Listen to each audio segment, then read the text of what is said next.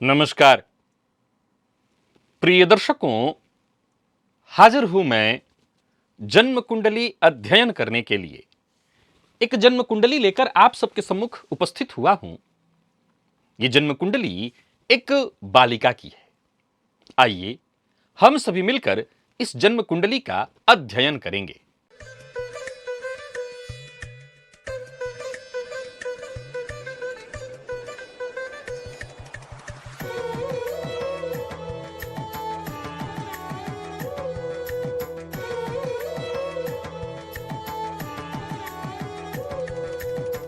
मैं जन्म की तारीख आपको बताता हूं, जन्म का समय, जन्म स्थान। आप इस जन्म कुंडली का निर्माण कर लीजिए। जन्म की तारीख है 29 जनवरी 2016 और जन्म का समय प्रातः 10:23 का है। जन्म स्थान देहरादून है, उत्तराखंड। मैं जन्म काल के पंचांग से आपको अवगत कराता हूं। बालिका ने शुक्रवार के दिन जन्म लिया और माघ मास में कृष्ण पक्ष की पंचमी तिथि को इनका जन्म है। हस्त नक्षत्र के प्रथम चरण का, वैश्यवर्ण, देवगण, कन्या राशि। यह भूमि तत्व की राशि है। जरा गौर करिए इनकी कुंडली के ऊपर। लग्न मीन, राशि कन्या, द्विस्वाभाविक लग्न और द्विस्वाभाविक राशि। लग्नपति स्वयं जाकर के कुंडली के षष्ठ में वक्र अवस्था में 28 अंश 27 कला के साथ बैठे हुए हैं, यानी सिंह राशि में है, फलतः मृत अवस्था में। और वहीं अगर देखा जाए तो सूर्य कुंडली के लाभ भाव में है, जो कि इस कुंडली में षष्ठेश है, जहां पर स्वयं लग्नेश बैठे हैं। कुंडली के लाभ भाव में 14 अंश 37 कला के साथ बैठे हैं। साथ ही साथ अगर इस कुंडली में आप गौर करें तो बुध और शुक्र की युति कुंडली के दशम में है। बुध को दशम भाव में बहुत अच्छा माना गया है। हालांकि दो केंद्रों के स्वामी होकर के केंद्र में ही केंद्राधिपति दोष बनाएंगे, लेकिन फिर भी देवगुरु बृहस्पति की 5वीं दृष्टि से दृष्ट और सबसे विचारणीय तथ्य शनिदेव का भाग्य भाव में होना। प्रिय दर्शकों, बीते दिनों एक सिद्धांत मैंने आपको बताया था कि जन्म कुंडली में जहां पर देव गुरु बृहस्पति हो, वहां से 4 घर आगे के भाव में वो एक अदृश्य सुरक्षा कवच का निर्माण करते हैं। तो जन्म कुंडली के षष्ठ में देव गुरु बृहस्पति हैं, फलतः अदृश्य सुरक्षा कवच नवम को प्राप्त होगा, जहां शनिदेव विद्यमान है। और जन्म कुंडली के नवम में पाप ग्रह का होना अच्छा माना गया है। भाग्य की जब आवश्यकता हो, भाग्य का साथ मिलता है। परंतु जो सबसे बड़ी विचारणीय तथ्य है वो है लग्न, मीन लग्न। प्रिय दर्शकों, देव गुरु बृहस्पति की यह साधारण राशि है, मीन राशि, और इस राशि के जातक सर्वाधिक कंफ्यूज होते हैं। संशय, द्विस्वाभाविक स्थिति, द्विविधा इनके जीवन में लाइफ टाइम चलती है। और इस लड़की के साथ तो थोड़ा ज्यादा ही है, क्योंकि लग्न और राशि इसकी 50-50% अगर आप देखें तो दोनों के दोनों द्विविधा से ही जुड़ा हुआ है, मीन लग्न। वैसे तो यह लग्न देवगुरु बृहस्पति का लग्न है, फलतः इस लग्न के जातक अत्यंत दयालु, आध्यात्मिक, संवेदनशील और सहज होते हैं। सहानुभूति इनके अंदर बहुत होती है, पर कल्पना की भी मत कहिए, जबरदस्त कल्पना, रचनात्मकता हम इसको कह सकते हैं, पर कल्पना बड़ी जबरदस्त होती है। अब देखा जाए तो लग्नपति जाकर के कहां पर बैठे हैं, तो कुंडली के षष्ठ में। यह जरूर एक संघर्ष की स्थिति को उत्पन्न करा देते हैं। हालांकि वहीं बता दूं कि इस जातिका की कुंडली के 12वें भाव में केतु, जो कि आध्यात्मिक ज्ञान, और देवगुरु बृहस्पति से वो केतु दृष्ट हैं, फलतः आध्यात्मिक ज्ञान के साथ साथ एक सूक्ष्म अनुभूति और गूढ़ विषय वाली रुचि को भी ये जागृत करेंगे। देर सवेर ही करेंगे, पर करेंगे अवश्य। हालांकि इस जातिका की कुंडली में जो चंद्रमा को आप देख रहे हैं, ये चंद्रमा मंगल और राहु के मध्य पाप कर्तरी योग में सप्तम में बैठा हुआ है, जो कि कहीं ना कहीं मानसिक तनाव, आत्मविश्वास में कमी और संशय भी उत्पन्न करेगा। इस आत्मविश्वास में कमी के पीछे शनिदेव की ये जो तीसरी दृष्टि आप इस कुंडली में देख रहे हैं, ये बड़ी मायने रखती है। शनिदेव सूर्य पर अपनी तीसरी दृष्टि जो रख रहे हैं, इसके चलते जातिका का जो आत्मविश्वास है वो सदैव कमजोर रहेगा। और एक और पॉइंट है कि शनिदेव भाग्य भाव में बैठ करके अपनी 10वीं दृष्टि यहां डाल रहे हैं, जहां गुरु और राहु की युति है। यह भाव ऑलरेडी पापकर्तरी योग में है, जैसा कि मैंने आपको बताया। तो वहीं शनि और सूर्य के चलते इस बालिका का 10वां भाव भी आपको पापकर्तरी योग में दिखाई पड़ेगा। जातिका जन्म लग्न से मांगलिक है।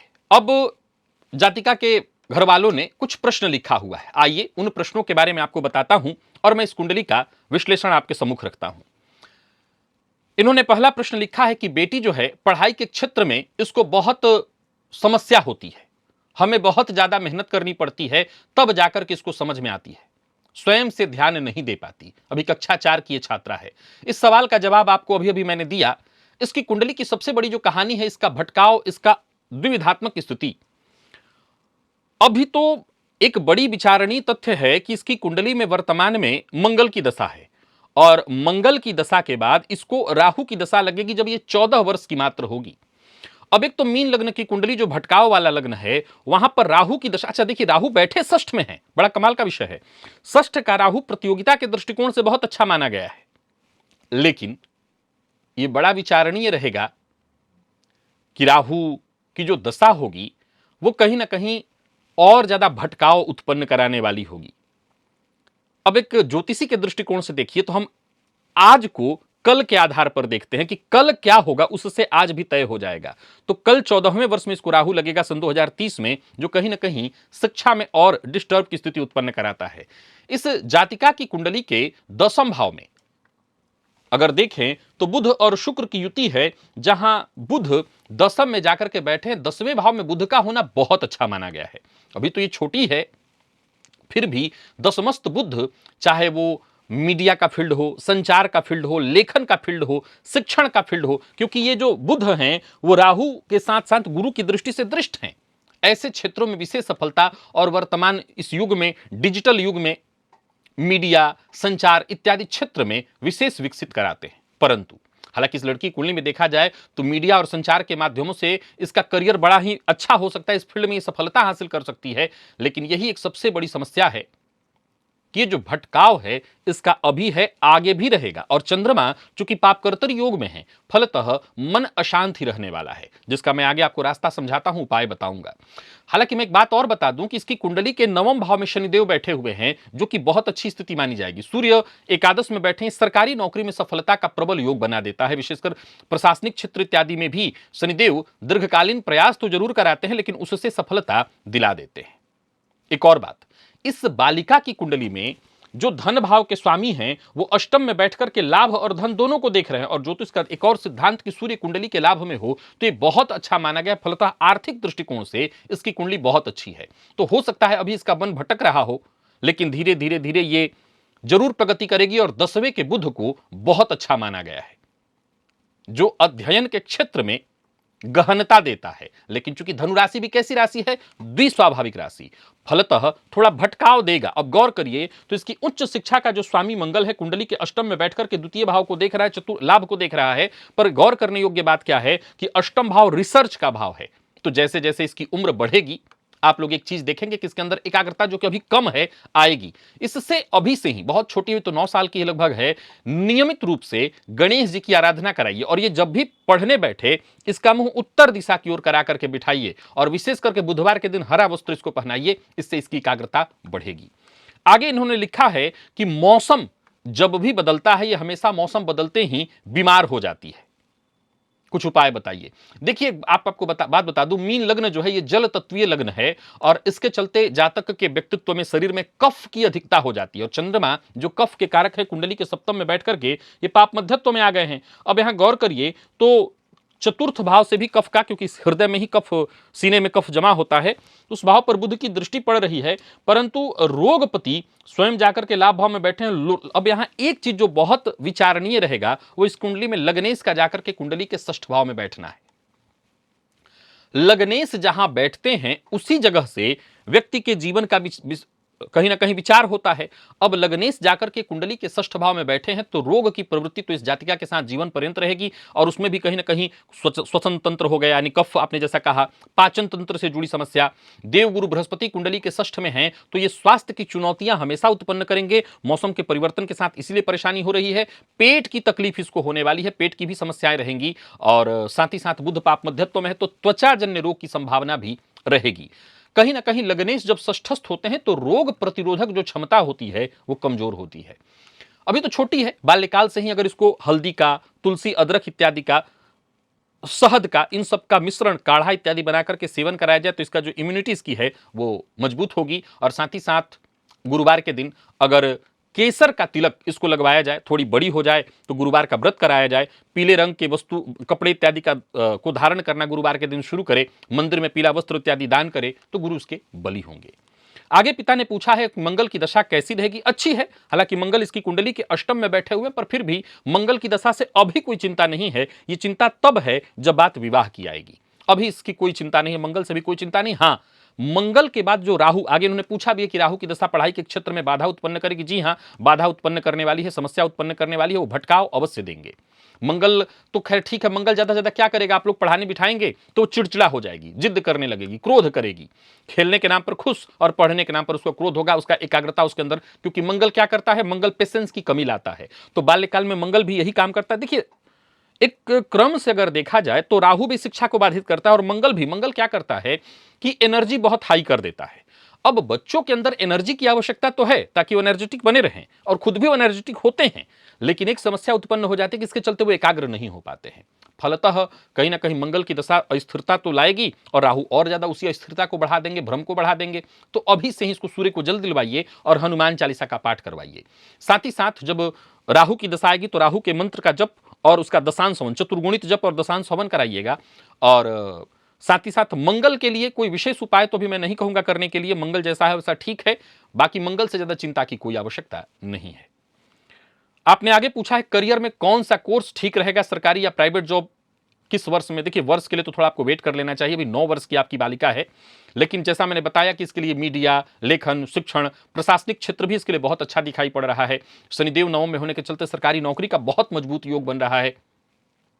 तो स्थायी करियर वगैरह सब है, मैं आपने जैसे पूछ ही दिया है तो मैं बोल देता हूं, हालांकि ये बहुत दूर की कौड़ी है, लेकिन फिर भी आइए देखते हैं एक बार इसकी दशा के दृष्टिकोण से कि कौन सा वो समय होगा। लगभग इसकी कुंडली के हिसाब से देखें तो अब एक बार देखना होगा 2045-46 के आसपास ये कितने साल की हो रही है। मुझे लग रहा है कि उस समय 26, 27 या 28 साल की होनी चाहिए ये। तो अब देख लीजिएगा गणना करके उस हिसाब से, तो लगभग उसी समय इसकी कुंडली में एक योग आ रहा है जहां योग बन रहा है इसकी नौकरी का, उस समय प्रबल योग है। आपने पूछा है कि लग्न में केतु और 7वें में चंद्र राहु। अच्छा, प्रिय दर्शकों, यहां एक पॉइंट है, अच्छा हुआ इस तरह का प्रश्न उत्पन्न हो गया है, इस प्रश्न का जवाब देना अच्छा हो जाएगा, कई लोगों की दुविधा दूर हो जाएगी। देखिए, इन्होंने लिखा है कि लग्न में केतु और सप्तम में राहु। मैं आपको बता दूं कि बहुत सारे ऐसे सॉफ्टवेयर होते हैं जिसमें राहु और केतु के परिवर्तन को लेकर के थोड़ी भ्रामक स्थिति उत्पन्न होती है। आप सभी दर्शक ये तो जानते हैं कि राहु के चलने की क्रिया कैसी है, तो वो सप्तम में है तो सप्तम से कहां जाएंगे, षष्ठ में जाएंगे। बाकी के ग्रह कहां जाते हैं, अष्टम में, वो उल्टा चलते हैं। तो मैं जो कुंडली देख रहा हूं, जाहिर सी बात है प्रोफेशनल सॉफ्टवेयर है। अब ज्यादातर लोग 2 तरह की कुंडलियां इस्तेमाल करते हैं, एक कि आजकल जो ऐप वगैरह है वो वाला, और कई बार हस्तलिखित कुंडलियां भी पंडित जी लोग जो बना करके देते हैं। अब इसमें आपको क्या दिख रहा है, तो 28 अंश 24 कला के साथ, 28 अंश 24 कला के साथ राहु कहां दिख रहा है, राहु दिख रहा है कुंडली के षष्ठ में। अब एक कमाल की बात बताता हूं, अभी जब राहु परिवर्तन हुए थे उस समय अगर आप लोग थोड़ा सा ध्यान देकर के देखते तो लगभग 1 महीने के बाद, जिस समय आपको परिवर्तन का वीडियो मैंने भी खुद जो बनाया था, उस संधि काल की स्थिति राहु की राहु और केतु कोई ग्रह नहीं है, जैसे बाकी के ग्रह चंद्रमा हैं, मंगल हैं, दिखाई पड़, राहु और केतु कोई ग्रह नहीं है, एक स्थान विशेष का नाम है। और इनका जो परिवर्तन का समय दिखता है वो कहीं ना कहीं दशा में, गणना में, कई अलग अलग सारणियों की गणना के कारण कई अलग अलग सॉफ्टवेयर में लोग अलग अलग बताते हैं। लेकिन जैसा कि मैं आपको दिखा पा रहा हूं, अगर आप ज्योतिष का सिद्धांत समझें तो आम स्थिति में जब ग्रह संधि की अवस्था में होता है, जब ग्रह संधि की अवस्था में होता है तो उस समय में आने वाले भाव की ही चर्चा विशेष रूप से होगी। तो यहां पर वो अगले भाव की ओर जा चुका था, तो यहां पर आपकी बेटी की कुंडली के लग्न में केतु नहीं है, तो इस बात को दिमाग से निकाल दीजिए। केतु 12वें का है, राहु जरूर कुंडली के षष्ठ में जाकर के बैठा हुआ है देवगुरु बृहस्पति के साथ। अब जो आपने प्रश्न पूछा है कि वैवाहिक दृष्टिकोण से, वैसे तो ये भी ठीक से पैदा भी नहीं हुई है, 9 साल की बच्ची, इसका विवाह अभी आप पूछ रहे हैं, पर चलिए आपने पूछा है तो मैं बता दूं कि वो राहु से वैसे तो कोई दिक्कत नहीं, लेकिन यहां सप्तम में चंद्रमा, सप्तम भाव पाप कर्तरी योग में, और शनिदेव की दृष्टि देवगुरु बृहस्पति पर, नौमांस देखने से पता चलता है कि नौमांस के लग्न में राहु, सप्तम में केतु और गुरु शनि की दृष्टि सप्तम पर वहां पर पड़ रही है। तो हां, इसके दांपत्य जीवन में थोड़ी परेशानी मुझे दिखाई पड़ रही है। अब एक और भी पॉइंट है जिससे मैं बताना चाहता हूं। वैसे तो यह प्रश्न इस बालिका के लिए होना ही नहीं चाहिए था, जो भी ठीक से पैदा ही नहीं हुई। अब 9 साल और 10 साल की उम्र में कौन सा वैवाहिक जीवन की चर्चा होनी चाहिए? इसका वक्त आते आते भगवान जाने कैसी स्थिति उत्पन्न हो चुकी होगी विवाह की, उस समय क्या समाज में चल रहा होगा, कैसी परिस्थितियां होंगी, क्या दांपत्य जीवन पर विचार भी चल रहा होगा कि नहीं चल रहा होगा। खैर, मैं आपको बता दूं कि इसकी कुंडली के अष्टम में मंगल बैठे हुए हैं और अष्टम के मंगल को ही ज्योतिष शास्त्र में ठीक नहीं कहा गया है। इसी मंगल को प्रबल वैधव्य योग का कारक माना गया। यह डरने का विषय नहीं है, समझने का विषय है। सो जब इसका समय आएगा, आप लोगों को यह ध्यान रखना होगा कि इसकी कुंडली बाकायदा मिला करके और तभी शादी आप लोगों को करनी होगी, अगर उस समय ऐसा होता होगा तो। बाकी उस समय तो भगवान जाने अब क्या होगा। जिस तीव्र गति से हम आगे बढ़ रहे हैं, भगवान ही मालिक हैं। फिर भी मेरी राय है कि इसके दांपत्य जीवन में कुछ मतभेद और परेशानियां दिखती हैं। अष्टम का मंगल है जो ठीक नहीं है। सो मेरी राय है कि उस समय में ज्योतिषीय मार्गदर्शन आपको अवश्य ही लेना होगा। इस मामले में आपको ध्यान रखना है, अन्यथा दांपत्य जीवन में परेशानी आएगी। बाकी अगला प्रश्न आपने पूछा है कि लग्न और लग्न का स्वामी जाकर के कुंडली के, क्या लिखा आपने, लग्न और 10वें भाव का स्वामी। अच्छा, लग्न और 10वें भाव का स्वामी, ठीक है, ठीक है। मृत अवस्था में कुंडली के 6वें भाव में बैठे हैं, तो क्या ये जीवन में संघर्ष देंगे?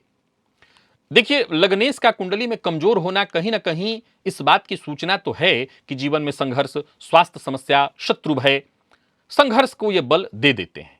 संघर्ष तो होगा।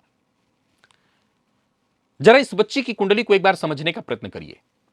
इसका जब जन्म हुआ था, चंद्रमा हस्त नक्षत्र में है, यानी कि चंद्रमा के दशा में इसने जन्म लिया होगा। अब चंद्रमा की दशा के बाद इसको वर्तमान में मंगल की दशा चल रही है और मंगल के बाद राहु आएंगे। अब गौर से समझिए, तो 32 वर्ष की उम्र तक, क्या 32 वर्ष, अब 32 वर्ष तक पहला पॉइंट तो यह है कि ये वो टाइम होगा जहां एक विवाह का भी, अगर तब भी भारत की स्थिति ऐसी ही रह जाएगी, हम पूरी तरह से पाश्चात्य से प्रभावित होकर के सब कुछ नकल एकदम नहीं करने लगेंगे, तो संभव है कि इस समय उसके विवाह के लिए भी आप लगभग 28वें 29वें वर्ष में प्रयास करेंगे, क्योंकि अष्टम का मंगल है तो उतना लेट तो कराएगा ही कराएगा। अब यह भी एक डर है कि कहीं अगर विवाह राहु की दशा में हो जाता है तो आगे गुरु की दशा में भी संघर्ष और परेशानी बड़ी बनी रहेगी, और ऑलरेडी गुरु कमजोर पड़ रहे हैं।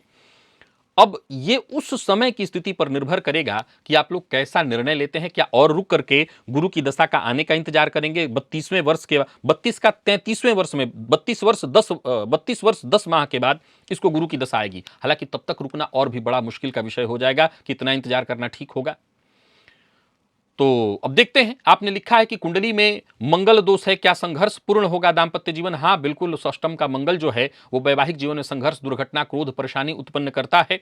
थोड़ी समस्या तो लाएगा। बालिका जब थोड़ी बड़ी हो जाएगी तो बाल्यकाल से इससे मंगलवार का व्रत कराना होगा। आगे आपने लिखा है 10वें भाव का बुध कैसा है? वैसे तो केंद्राधिपति दोष से ग्रसित है, लेकिन 10वें का बुध बहुत अच्छा माना जाएगा, क्योंकि जन्म कुंडली के 10वें में बुध को कारकत्व मिलता है। यह बहुत अच्छा माना गया है। 10वें में बुध का होना अच्छा है, 2 केंद्राधिपति दोष होने के बावजूद। आगे आपने लिखा है कि क्या यह आयु पर भी प्रभाव डालेगा?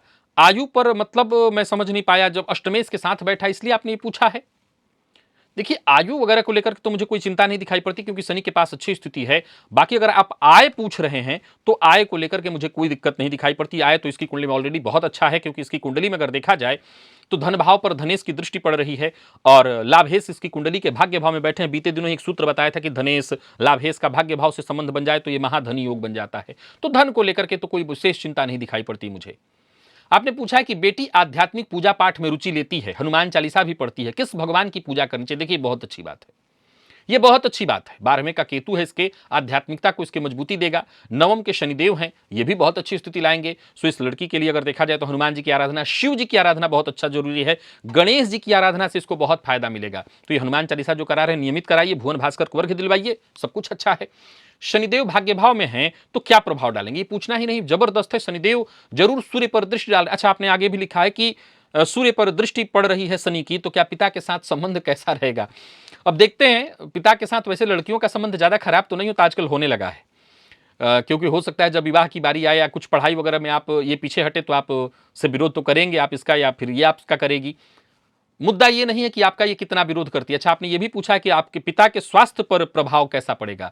पिता के स्वास्थ्य में परेशानी आने की संभावना है। सूर्य पर शनि की दृष्टि हो तो पिता को कई तरह से स्वास्थ्य संबंधित परेशानी, इसमें ब्लड प्रेशर वगैरह हड्डियों से संबंधित परेशानियां भी पिता को होती है। हालांकि मैं आपको बता दूं कि पिता के साथ इसके थोड़े मतभेद तो होंगे जरूर। सूर्य भगवान को बाल्यकाल से ही से अर्घ दिलवाइए, शायद इसका जो अनबन मतभेद का है वो दूर हो जाए, कम हो जाए। आगे आपने लिखा है कि बेटी अकेली है, कोई सगा भाई बहन नहीं है, क्या सगे भाई बहन का सुख मिलेगा? इसके लिए आप पति पत्नी की कुंडली देखनी होगी। इसकी कुंडली से मैं बहुत श्योर नहीं हूं। शनि की दृष्टि और मंगल की दृष्टि दोनों ही, हालांकि तीसरा भाव खाली है, लेकिन तीसरे भाव के स्वामी दशम में बैठे हैं। शनि और मंगल की दृष्टि कुंडली के तीसरे भाव पर है। अब शनि की दृष्टि कई बार उस भाव को सीमित कर देता है। मंगल से भी कोई खासा उम्मीद तो नहीं, हालांकि मंगल भाई के कारक हैं, पर ये भी कहीं ना कहीं कमजोर स्थिति लाते हैं। तो ये तो माता पिता की कुंडली तय करेगी, अकेले इसकी कुंडली से कुछ कहना ठीक नहीं होगा। हालांकि दो दो ग्रह की दृष्टि पड़ रही है, सो उम्मीद तो है। आप लोगों के लिए मैं उम्मीद ही रखूंगा। बाकी आपने पूछा है अंतिम प्रश्न के रूप में कि वर्तमान अथवा भविष्य में कौन सी धातु, रुद्राक्ष, रत्न इत्यादि इसको धारण कराया जाए। इसको थोड़ी बड़ी हो जाती है तो एक उपाय आप लोग करिए कि सोना घर में हो, ऐसा सोना जो किसी का इस्तेमाल किया हुआ ना हो, उसको जल में डाल करके, स्वर्ण जल, उसका पान इसको कराना शुरू कराइए। सोने का पानी इसको पिलाइए, इससे इसको फायदा मिलेगा। अब देखिए, सोने का ग्लास को कहना मेरे बड़ा भारी है कि मैं कह दूं कि सोने के ग्लास से पानी पिलाइए। तो मेरे पास जो सबसे सरल तरीका है कि स्वर्ण को जल में डालकर स्वर्ण जल का पान कराइए। केसर का तिलक इसके माथे पर लगवाइए। और रत्न के नाम पर मैं आपको बता दूं कि मैं कोई भी रत्न इसके लिए नहीं कह रहा हूं, क्योंकि गुरु कुंडली के अष्टम में बैठे हैं तो नहीं उनका रत्न पहनाइए। गुरु षष्ठ में बैठे हैं, मंगल अष्टम में बैठे हैं तो उनका रत्न मत पहनाइए। बाकी बारी आती है चंद्रमा की, तो चंद्रमा पाप मध्यत्व में है। चंद्रमा को रत्न की जगह ज्यादा बेहतर होगा कि प्रत्येक माह की पूर्णिमा को चंद्रमा को ये दूध से अर्घ दे और चंद्रमा के चांदनी में, चंद्रमा के प्रकाश में लगभग 10-12 मिनट तक, 15 मिनट तक बैठाइए इसको। ये ज्यादा इसको फायदा देगा। रुद्राक्ष आपने पूछा है तो उसको मैं हामी भर देता हूं कि इसको 5 मुखी रुद्राक्ष और 11 मुखी रुद्राक्ष मिले तो, 5 मुखी तो खूब मिल जाएगा, 11 मुखी का मुझे पता नहीं। अगर मिल जाए तो ये दोनों रुद्राक्ष आप इसको धारण कराइए, इससे इसको फायदा अवश्य मिलेगा। बाकी केसर का तिलक सर्वश्रेष्ठ है, आप इसको जरूर धारण कराइए, उससे फायदा इसको मिलेगा। सूर्य भगवान को अर्घ दिलवाइए, ये इसके लिए बहुत जरूरी है। और हां, इसकी कुंडली में दो दो पाप कर्तरी योग है, सप्तम भाव को पाप कर्तरी योग और दसम भाव को, इन दोनों ही भावों को पाप कर्तरी योग लगा हुआ है। फलतः इसकी शांति करा दीजिएगा। और याद रखिए, इसकी कुंडली में हो सकता है कुछ और सॉफ्टवेयर में, आप जब आपका ये प्रश्न मैंने देखा भी तो मुझे लगता है कि और सॉफ्टवेयर मुझे चेक कर लेना चाहिए, लेकिन ये क्लियर है अगर फलादेश के दृष्टिकोण से देखें तो, चूंकि जब ग्रह जहां जा रहा होता है आने वाले भाव का ही विशेष प्रभाव वहां मान्य होता है। और राहु केतु के मामले में यह ज्यादा ही देखने को मिलता है, क्योंकि ये ग्रह नहीं है और कई सारी सारणियों में इसका अलग अलग टाइम डाल देते हैं लोग, तो उसके चलते थोड़ा कंफ्यूजन हो जाता है। तो चिंता की बात नहीं, इसके लग्न से नहीं, षष्ठ से राहु का संबंध है। बाकी इसकी कुंडली ठीक है, आप लोग पढ़ाई पर इसके ध्यान दिलवाइए। और अभी आने वाले दिनों में जब सरस्वती पूजा का समय तो अभी निकल गया, आगे आने वाले दिनों में सरस्वती पूजा का जब समय आएगा तो उसमें मैं नील सरस्वती कवच का निर्माण करवाता हूं, वो इस बालिका को धारण करवा दीजिएगा। नील सरस्वती कवच से काफी फायदा मिलता है, बच्चों की शिक्षा में काफी ग्रोथ उससे होता है। जिन लोगों ने धारण कराया उनको काफी लाभ हुआ है। तो अब जब सरस्वती पूजा का समय आएगा तब मैं उसका निर्माण करूंगा, वो समय धारण कराइए। याद रखिए, इस कुंडली में पैसा, रुपया, घर, गाड़ी, ये सब शनिदेव भाग्य में बैठे हैं, बुध शुक्र का दशम से संबंध, सब इसको मिल जाएगा। समस्या विवाह में है, जो कि बहुत छोटी है, सो अभी इसके लिए ज्यादा चिंता की आवश्यकता नहीं। पर समय जब आएगा तो बाल्यकाल से ही इसके मन में एक बात बिठा करके रखिए कि बच्चा अपने से कुछ नहीं करना, जो भी करेंगे हम माता पिता, कुछ छुपाना नहीं, सब हमें बताओ। तो बच्चे को छुपाने की आदत न डलवाइए। जो भी वो कर रही है आप लोग उससे पूछिए। ऑलरेडी ये कंफ्यूज लग्न है, लग्न भी और राशि भी, तो ऐसे लोग बहुत जल्दी दूसरों की बातों में आ जाते हैं, ये ध्यान रख लीजिएगा। प्रिय दर्शकों, इस कुंडली के संबंध में यदि आप भी कुछ कहना चाहते हैं तो कमेंट में आपका स्वागत है। मुझे इजाजत दीजिए, पुनः मुलाकात होगी। तब तक के लिए नमस्कार।